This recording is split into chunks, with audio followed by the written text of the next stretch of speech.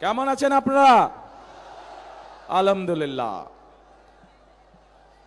প্রিয় উপস্থিতিবৃন্দ, প্রিয় ভাই ও বোনেরা, আজ আমরা এখানে একত্রিত হয়েছে নির্বাচন উপলক্ষে। কোন নির্বাচন? আগামী 12 তারিখে বাংলাদেশে একটি জাতীয় নির্বাচন অনুষ্ঠিত হতে যাচ্ছে।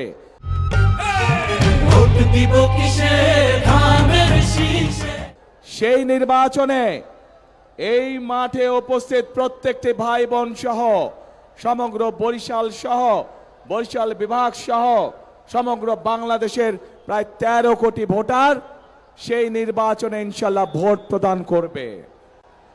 প্রিয় ভাই বোনেরা, এই যে মঞ্চের সামনে আমার এখানে কিছু মানুষ বসে আছেন, এই মানুষগুলো গুম, খুন, জুলাই আন্দোলনে যে শহীদ হয়েছে সেই পরিবারের সদস্যবৃন্দ।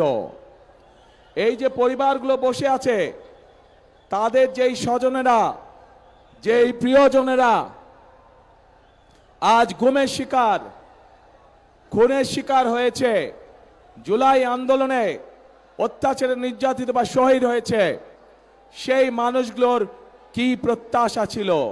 সেই মানুষগুলোর প্রত্যাশা ছিল এই বাংলাদেশের মানুষ তাদের যে অধিকার, যেই অধিকারকে বিগত 16 বছর ধরে ছিনিয়ে নেওয়া হয়েছিল, ভোটের অধিকার, কথা বলার অধিকার, সেই অধিকারকে জনগণের জন্য লড়াই করে আনতে গিয়ে এই মানুষগুলো হত্যার শিকার হয়েছে, গুমের শিকার হয়েছে, খুনের শিকার হয়েছে। প্রিয় ভাই বোনেরা, বিগত 15 বছর আমরা দেখেছি যে জনগণের ভোট নিয়ে কিভাবে নিশিরাতের ভোট অনুষ্ঠিত হয়েছে। আমরা দেখেছি জনগণের ভোটের অধিকার কেড়ে নিয়ে কিভাবে আমি দামি নির্বাচন করা হয়েছিল, তথাকথিত নির্বাচনের নামে। মনে আছে আপনাদের? কিন্তু প্রিয় ভাই বোনেরা, গত 24 সালের ছাত্র জনতার আন্দোলনের মুখে সেই আমি দামি নির্বাচনের মালিক যারা, নিশিরাতের নির্বাচনের মালিক যারা, তারা জনগণের প্রতিরোধের মুখে এই বাংলাদেশ ছেড়ে পালিয়ে যেতে বাধ্য হয়েছে। এখন এই বাংলাদেশ হচ্ছে জনগণের বাংলাদেশ। এখন এই বাংলাদেশ চলবে জনগণের রায়ের ভিত্তিতে, এবং এই জন্যই বাংলাদেশের মানুষ আগামী 12 তারিখে তাদের পছন্দসই প্রতিনিধি নির্বাচন করবে, যারা জনগণের ইচ্ছা মতন জনগণের কাছে জবাবদিহি করার মাধ্যমে ইনশাল্লাহ আগামী দিন দেশ পরিচালনা করবে। কিন্তু প্রিয় ভাই বোনেরা, 5ই আগস্টের পরবর্তীতে আমরা আশা করেছিলাম যে 5ই আগস্টের পূর্বে সেই যে স্বৈরাচার, যারা জনগণের ভোটের অধিকার, কথা বলার অধিকার কেড়ে নিয়েছিল, তারা যেই ভাষায় কথা বলতো জনগণকে, তাদের কাছ থেকে আর যাই হোক বাংলাদেশ কখনো অগ্রগতি আশা করতে পারে না। তাদের কাছ থেকে আর যাই হোক বাংলাদেশের মানুষ আত্মসম্মানমূলক কোনো, মর্যাদাপূর্ণ কোনো আচরণ আশা করতে পারে না। প্রিয় ভাই বোনেরা, এই জালেমদের একটি কথাই শুধু বললাম, আমি আপনাদেরকে আরো একটি কথা বলছি। তার আগে বিবি খাদিজার সম্পর্কে আপনারা জানেন না? আমাদের প্রিয় নবী করিম সাল্লাল্লাহু আলাইহি ওয়াসাল্লামের স্ত্রী এই বিবি খাদিজা, উনিও একজন কর্মজীবী মহিলা ছিলেন। ওনার নিজের ব্যবসা বাণিজ্য ছিল, যেখানে নবী করিম সাল্লাল্লাহু আলাইহি ওয়াসাল্লাম নিজেও কাজ করতেন।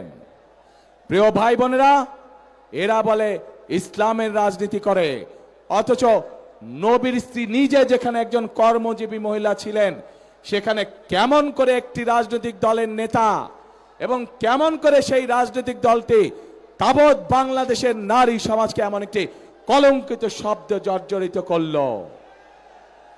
প্রিয় ভাই বোনেরা, বদরের যুদ্ধ নিশ্চয়ই আপনারা জানেন কম বেশি সবাই। সেই বদরের যুদ্ধে হযরত আয়েশা তার নেতৃত্বে পরিচালিত হয়েছিল, তার নেতৃত্বে যুদ্ধের সকল সরঞ্জামাদি সরবরাহ করা হয়েছিল, তার নেতৃত্বে যুদ্ধে যারা আহত হয়েছিল সেই মানুষগুলোকে নার্সিং দেওয়া হয়েছিল, ট্রিটমেন্ট দেওয়া হয়েছিল। কাজে আমরা ইসলাম ধর্ম বলে, আমরা আমাদের দেশের সামাজিক অবস্থান বলে, সকল জায়গায় নারীদের একটি শক্তিশালী অবস্থান আছে এবং আমরা কোনোভাবেই অস্বীকার করতে পারবো না। এই নারীদেরকে পেছনে রেখে, এই নারীদেরকে ঘরে বন্দি করে রেখে কোনোভাবেই আমরা বাংলাদেশকে সামনে যেতে পারবো, এটি আমরা কখনোই মনে করি না। এবং সেই জন্যই দেশনেত্রী খালেদা জিয়া যখন দেশ পরিচালনার দায়িত্বে ছিলেন, উনি বাংলাদেশের নারীদের শিক্ষা ব্যবস্থাকে সম্পূর্ণ বিনামূল্যে করে দিয়েছিলেন, ইন্টারমিডিয়েট পর্যন্ত। প্রিয় ভাই বোনেরা, আজ সময় এসেছে আমাদেরকে দেশ গড়ার, এবং দেশ যদি গড়তে হয় প্রত্যেকটি নারী পুরুষকে কাঁধে কাঁধ মিলিয়ে কাজ করতে হবে আজকে। তা না হলে এই দেশকে আমরা আমাদের প্রত্যাশিত বাংলাদেশ হিসেবে গড়ে তুলতে পারবো না। প্রিয় ভাই বোনেরা, সেজন্যই আমরা এই নারীদেরকে, বিশেষ করে গ্রামের খেটে খাওয়া নারী যারা, শহরের খেটে খাওয়া নারী যারা, কর্মজীবী নারী যারা সহ সকল গৃহিণীর কাছে, সকল পরিবারের মাদের কাছে আমরা ফ্যামিলি কার্ড পৌঁছে দিতে চাই, যেন তারা পুরুষের পাশাপাশি পরিবারে, সমাজে, দেশে অর্থনৈতিকভাবে শক্তিশালী ভূমিকা রাখতে পারে। প্রিয় ভাই বোনেরা, আসুন এবার দেখে ওই যে গুপ্ত সংগঠনটির কথা বললাম, দেশের মানুষের ভাগ্যের কি দুর্বিষহ অবস্থা হবে, যাদের মনে এই কথা, যাদের মনে এই কথা এবং মনের কথাই বেরিয়ে এসছে তাদের বাস্তবে। কাজেই প্রিয় ভাই বোনেরা, গোত্তরা সেই 86 সাল, 71 সাল ইতিহাস যদি দেখি আমরা, সব সময় যারা দেশ থেকে পালিয়ে গেছে তাদের সাথে সব সময় এপাশ নালে ওপাশ, মুদ্রার এপেট নালে ওপিট হিসেবেই তারা ছিল। কাজে তাদের কাছ থেকে দেশের মানুষ ভালো কোনো কিছু আশা করতে পারে না। প্রিয় ভাই বোনেরা,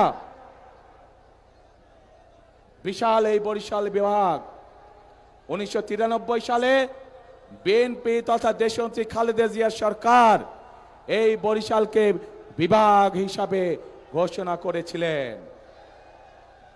প্রিয় ভাই বোনেরা, তারপরে নদীর পানি অনেক দূর গড়িয়ে গিয়েছে, আমরা এলাকার উন্নয়নে বিভিন্ন সময় বিভিন্ন কাজ করেছি, কিন্তু আরো বহু কাজ করা বাকি। যেমন বরিশাল ভোলা ব্রিজ, এই কাজটি আমাদেরকে করতে হবে। এখানকার শেরে বাংলা মেডিকেল কলেজ, সেটিকে এলাকার মানুষের চিকিৎসার জন্য উন্নত করতে হবে। ভোলাতে মেডিকেল কলেজ, সেটির কাজে আমাদেরকে হাত দিতে হবে। সবচেয়ে বড় সমস্যা এই এলাকার নদী ভাঙন সমস্যা। মানুষের যারা আমাদের মুরব্বী ছিলেন, যারা গত হয়ে গিয়েছেন, বিভিন্ন এলাকায় তাদের কবর ভেঙে যাচ্ছে, মসজিদ ভেঙে যাচ্ছে, বাপ দাদার ভিটে বাড়ি ভেঙে যাচ্ছে। প্রিয় ভাই বোনেরা, এই বিশাল এলাকাকে আমাদের বেড়ি বাঁধ দিতে হবে। বেড়ি বাঁধ দিয়ে নদী ভাঙন আমাদেরকে ঠেকাতে হবে যে কোনো মূল্যে। কাজেই অনেক কাজ বাকি আছে আমাদের।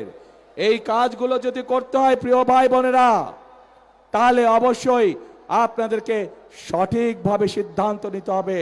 যে অতীতে আপনারা দেখেছেন বিএনপি সকল সময় চেষ্টা করেছে আপনাদের পাশে দাঁড়াতে। এই এলাকায় 1978 সালে পল্লী বিদ্যুতের লাইন শহীদ রাষ্ট্রপতি জিয়াউর রহমান চালু করেছিলেন।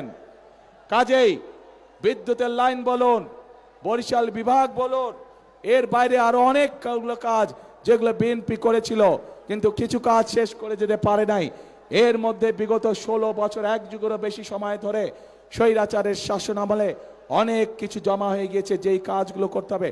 রাস্তাঘাট ভেঙে ধ্বংস হয়ে গিয়েছে, স্কুল কলেজগুলোকে ভেঙে ধ্বংস হয়ে গিয়েছে, ছোট ছোট হাসপাতাল, উপজেলা স্বাস্থ্য কমপ্লেক্সগুলোতে ডাক্তারের অভাব, স্কুলগুলোতে শিক্ষকের অভাব। এই সকল সমস্যার সমাধান আমাদেরকে করতে হবে। এই সকল সমস্যার সমাধান বিএনপি তখনই করতে পারবে যখন আপনারা যখন আপনারা ধানের শীষকে ইনশাল্লাহ নির্বাচিত করবেন, তাহলেই আমরা এই সকল কাজ করতে পারবো।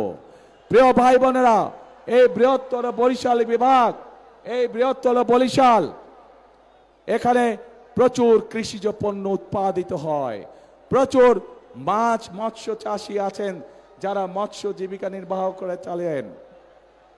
আমরা পরিকল্পনা গ্রহণ করেছি যে এই ফসলগুলোকে, এই মাছ মৎস্যগুলোকে কিভাবে হিমাগারে রেখে কৃষকদেরকে বা মৎস্য চাষীদেরকে সহযোগিতা করা যায়।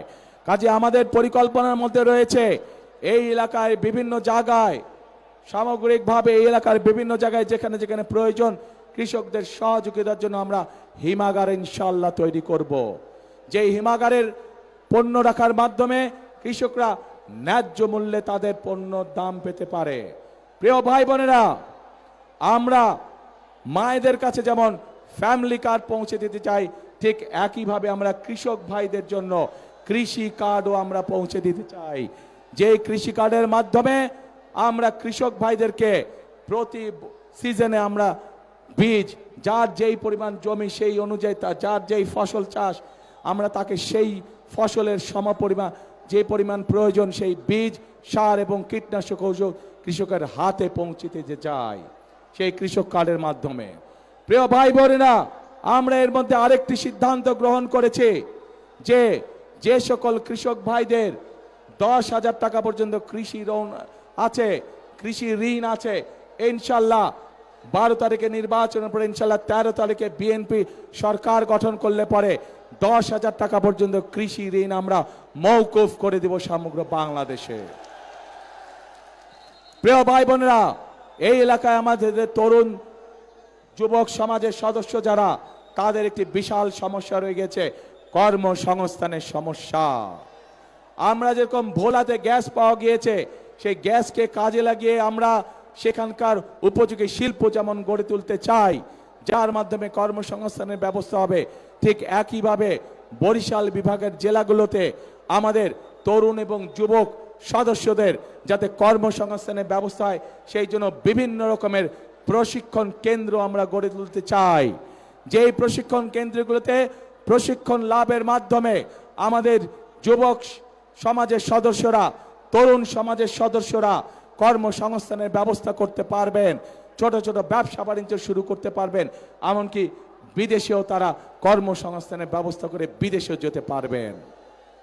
প্রিয় ভাই বোনেরা, এই এলাকার বিশেষ করে ভোলা সহ বরিশালের প্রত্যন্ত অঞ্চল সহ অনেকগুলো জায়গায় আছে যেখানে মানুষ সঠিকভাবে চিকিৎসা সুবিধা পায় না। আমরা দেশের মানুষকে, বিশেষ করে মা বোনদেরকে এবং শিশুদেরকে গ্রামে গ্রামে ঘরে ঘরে চিকিৎসা সুবিধা পৌঁছে যাওয়ার জন্য আমরা হেলথ কেয়ারার নিযুক্ত করতে চাই। হেলথ কেয়ারার আমরা ট্রেনিং দিয়ে নিযুক্ত করতে চাই।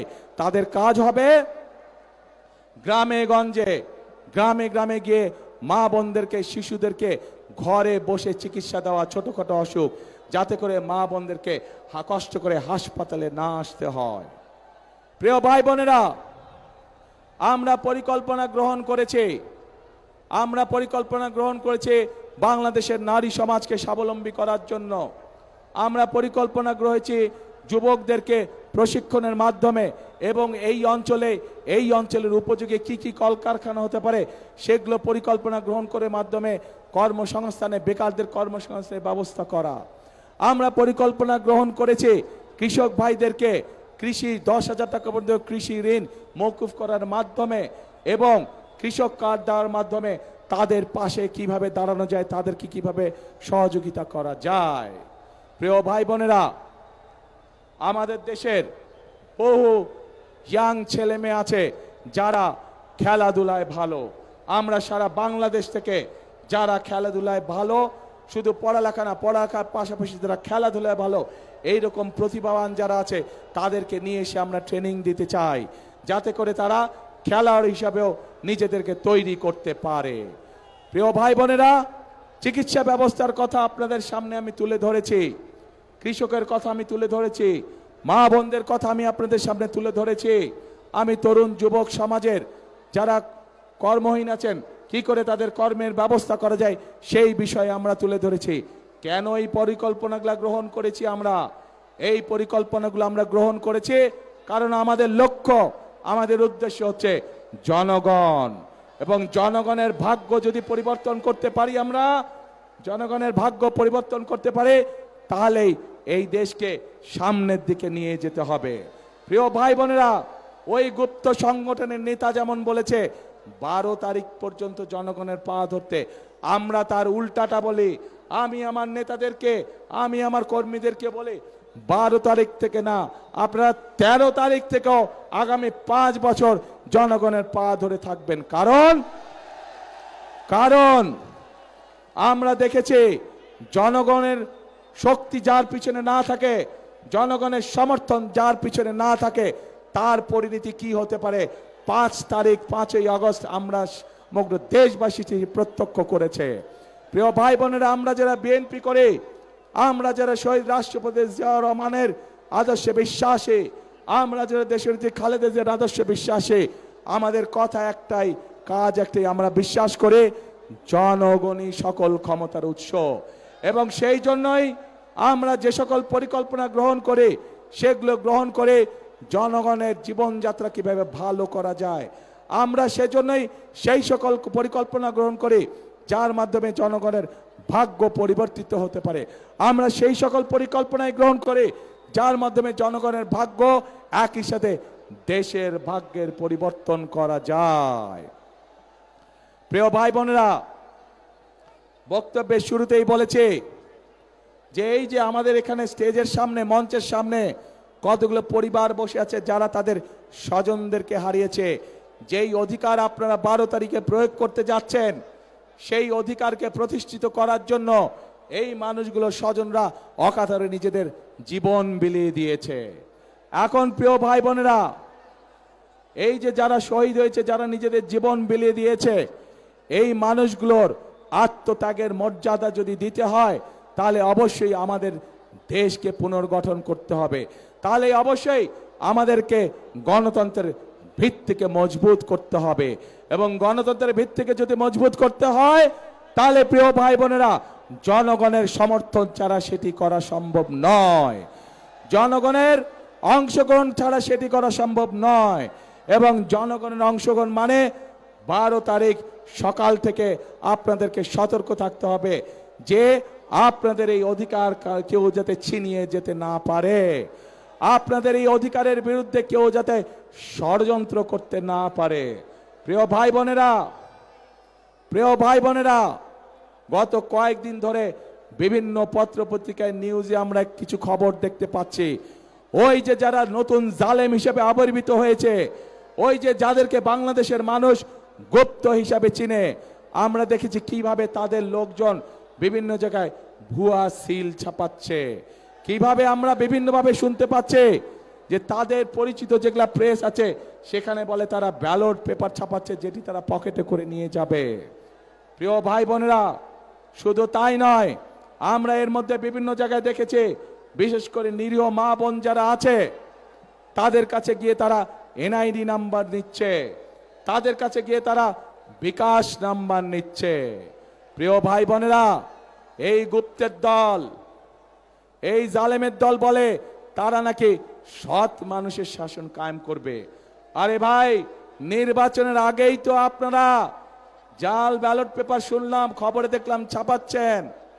নির্বাচনের আগেই তো দেখলাম আপনাদের লোকজন এনআইডি নাম্বার নিয়ে যাচ্ছে, মা বোনদের বিকাশ নাম্বার নিয়ে যাচ্ছে। প্রথমেই তো আপনারা অনৈতিক কাজ শুরু করছেন, অনৈতিক কাজ দিয়ে আপনারা মানুষের ভোটকে প্রভাবিত করতে যাচ্ছেন। যাদের ভোটের শুরুটাই অনৈতিক কাজ, তারা কি করে সৎ মানুষের শাসন দিতে পারে না তারা। প্রিয় ভাই বোনেরা, আর মা বোনদেরকে অপমান করার পরে তারা বলছে যে তারা এটা করে নাই, তাদের আইডি বলে হ্যাক হয়ে গিয়েছিল। কিন্তু বিশেষজ্ঞদের কথা অনুযায়ী আইডি কোনো হ্যাক হয় নাই। যখন তারা ধরা পড়ে গিয়েছে, বিভিন্ন রকম মিথ্যে কথা তারা বলা শুরু করেছে। প্রিয় ভাই বোনরা, যারা একটি অপরাধকে ঢাকার জন্য মিথ্যে কথা বলে, আর যাই হোক তারা সৎ মানুষের শাসন দিতে পারে না। কাজে প্রিয় ভাই বোনেরা, এদের এই ষড়যন্ত্র সম্পর্কে আপনাদেরকে সজাগ থাকতে হবে। আজ এই মাঠে লক্ষ মানুষ যারা আছেন, আপনারা স্ব এলাকায় ফিরে গিয়ে আপনার এলাকার যে সকল ভাই বোন আছে, যারা ভোটার আছে, তাদেরও সকলকে সজাগ সতর্ক দৃষ্টি রাখতে বলবেন, যাতে করে 12 তারিখে আপনার অধিকার অন্য কেউ হাইজ্যাক করে নিয়ে যেতে না পারে। প্রিয় ভাই বোনেরা, আসুন 12 তারিখে আমরা ভোট শেষ করি। ইনশাল্লাহ ধানের শীষ বিজয় হলে, ধানের শীষ ইনশাল্লাহ 13 তারিখে সরকার গঠন হলে, 13 তারিখের পর থেকে আমাদেরকে দেশ গঠনের কাজে হাত দিতে হবে। হাজার হাজার খাল বিল পড়ে আছে, যেগুলোকে আমাদের খনন করতে হবে। খনন করার মাধ্যমে যেমন বন্যার গতিরোধ করতে হবে, একইভাবে আমাদেরকে পানির ব্যবস্থা করতে হবে। আমাদের হিমাগার তৈরি করতে হবে কৃষকদের সুবিধার জন্য। আমাদের ছেলে মেয়েদের শিক্ষার জন্য স্কুল কলেজগুলোকে সঠিকভাবে সুন্দর করে দাঁড় করাতে হবে। মানুষ যাতে চিকিৎসা পায় তার ব্যবস্থা আমাদের করতে হবে। বেকার যারা আছে তাদের কর্মসংস্থানের ব্যবস্থা আমাদেরকে করতে হবে। প্রিয় ভাই বোনেরা, বহুত কাজ বাকি আছে। বিগত 1 যুগ ধরে আমরা মিথ্যে উন্নয়ন দেখেছি, বাংলাদেশের মানুষের ভাগ্যের কোনো পরিবর্তন হয় নাই। কাজে আসুন 12 তারিখে ইনশাল্লাহ ধানের শীষকে জয়যুক্ত করার মাধ্যমে 13 তারিখ থেকে আসুন সকলে মিলে আমরা দেশ পুনর্গঠনের কাজে হাত দেই। কে কে আছেন আমার সাথে এই কাজে? দেশ পুনর্গঠনের কাজে কে কে আছেন? কি ভাই বিল্ডিং এর ভাইরা, ওই যে বিল্ডিং এর উপরে, ধন্যবাদ। দেশ পুনর্গঠনের কাজে রাস্তার মধ্যে যেই ভাইরা আছেন, আপনারা আছেন আমার সাথে, ওই যে ছাদের উপরে আছেন, দেশ পুনর্গঠন ইনশাআল্লাহ। ধন্যবাদ সকলকে। প্রিয় ভাই বোনেরা, এই যে এখানে প্রার্থীরা একটু দাঁড়ান তো, প্রার্থী সাহেবরা আপনারা একটু দাঁড়ান, শুধু প্রার্থীরা সামনে আসেন, একটু দাঁড়ান। হ্যাঁ দাঁড়ান, আপনার ধাক্কা দেখি করেন না, দাঁড়ান।